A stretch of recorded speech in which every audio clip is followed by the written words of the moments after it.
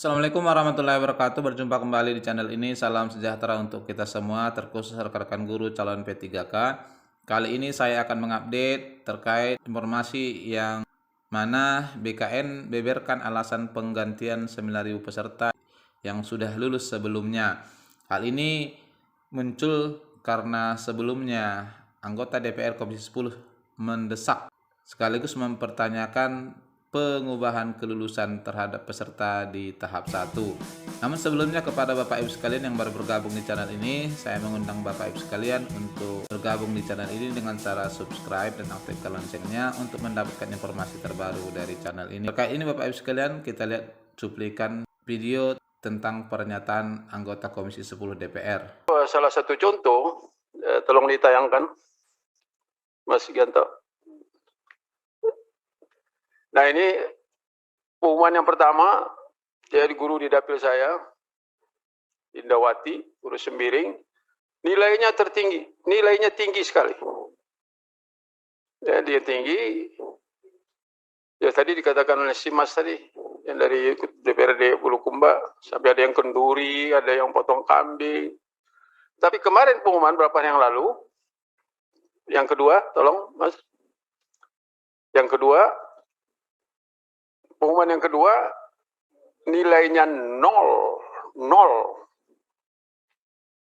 Bayangkan ya, penderitaan seorang guru yang sudah mengabdi sekian tahun, tidak dapat apapun nilainya. Ini langsung saya temui Dirjen GTK, akan kami periksa Pak, Dia dengan kaget, mungkin kaget, dan saya beritahu sama Kepala Dinas Pendidikan Kabupaten buat surat resmi kepada Menteri tentang hal ini.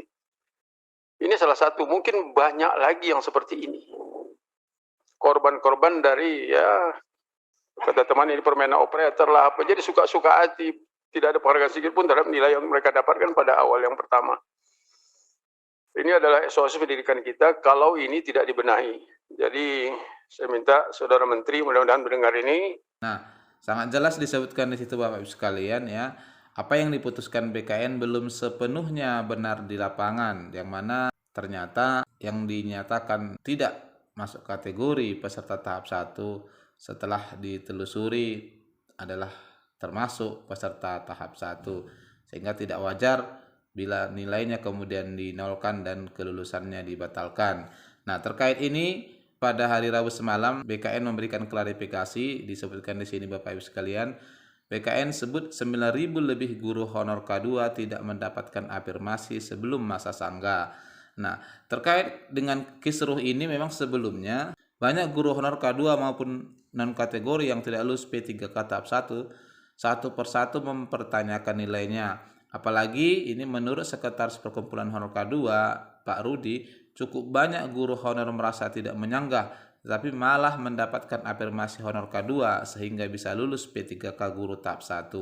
Disebutkan mereka tidak menyanggah karena merasa bukan guru honor K2. Menanggapi masalah ini, Deputi Bidang Sistem Informasi Kepegawaian BKN Pak Suherman mengungkapkan memang yang menyanggah masalah afirmasi honor K2 hanya beberapa. Namun, kebijakan pemberian afirmasi honor K2 berlaku bukan hanya untuk segelintir orang, tetapi bagi semua orang atau guru honor K2.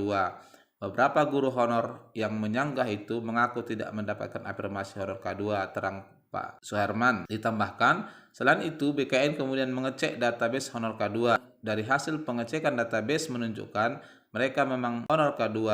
Rupanya mereka tidak mencantumkan sebagai honor K2 pada saat mendaftar. Dilanjutkan, arahan Panselnas, apabila mereka betul terdaftar sebagai honor K2, maka berdasarkan Kemenpan RB nomor 1127 tahun 2021, yang bersangkutan berhak mendapatkan afirmasi. BKN kemudian menyisir lagi data guru honor K2 peserta tes P3K tahap 1. Dan diperoleh data 9.000 lebih guru honor K2 ternyata tidak mendapatkan afirmasi tambahan 10% sebelum masa sangga. Mereka itulah yang akhirnya diberikan tambahan afirmasi 10%. Itu sebabnya hasil sanggah PTKK Guru tahap 1 mengalami perubahan. Ada guru honor yang tadinya lulus di prasanggah tiba-tiba tidak lulus di hasil sanggah karena adanya perhitungan ulang. Jadi, guru honor K2 sesuai database BKN yang menyanggah maupun tidak menyanggah oleh BKN diberikan haknya berupa tambahan afirmasi 10% di luar afirmasi usia. Ditambahkan, Pak Suherman menegaskan BKN bekerja berdasarkan aturan dan keputusan Panselnas. BKN juga tidak berani mengutak-atik database honor K2 sehingga tidak ada manipulasi data. Nah, inilah Bapak Ibu sekalian klarifikasi terbaru dari BKN terkait pergantian kelulusan ujian tahap pertama ini. Dari sini bisa kita ambil kesimpulan bahwa ternyata sebelum ujian ya BKN dan Kemendikbud belum memetakan peserta ujian tahap 1 yang termasuk K2 atau bukan K2.